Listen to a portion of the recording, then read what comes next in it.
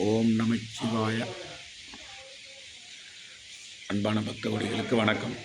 இவர் எலுமிச்சை ராமசாமி அப்படின்னா மகான். இது எலுமிச்சை என்ற ஊர். இந்த இதில் ஐயா அவர் சிறு வயதிலிருந்தே அவருடைய ஆன்மீக பயணத்தை மேற்கொண்டு இந்த இடத்துல அவருடைய நான் இறக்கும்போது என்னை இந்த இடத்துல தான் சமாதியாக்கி மக்கள் வழிபடணும் அப்படின்ற எண்ணத்தில் அவர் எல்லாத்தையும் பண்ணியிருக்காரு. இந்த இடம் வடலூர் அந்த நம்ம ஞான சபைக்கு முன்னாடி ஒரு 1/2 கிலோமீட்டருக்கு முன்னாடி விருத்தாச்சலத்திலிருந்து வரும்போது இடதுபுறத்தில் உள்ளது ஐயாவுடைய ஜீவசமாதி.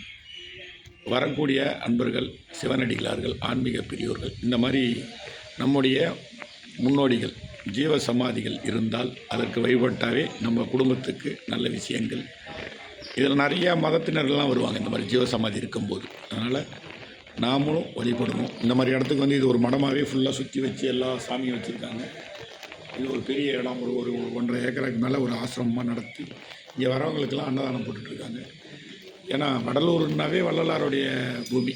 அவர் என்ன நினைக்கிறாரோ அதான் நடக்கும். அதனால் இந்த இதை நாம் உங்களால் முடிஞ்சவங்க நேராக வாங்க, வழிபடுவோம் என்று எங்களுடைய தொழிலாளர் இல்லம் சார்பாகவும் கரண் அறக்கட்டளை சார்பாகவும் நாங்கள் இங்கே வந்திருந்தோம். அதனால் பகவானை அருள் பெற்றுட்டு போகலாம் என்றதுனால இங்கே பார்த்துருக்கோம். இது நிறைய பேருக்கு தெரியாமல் இருக்கும்.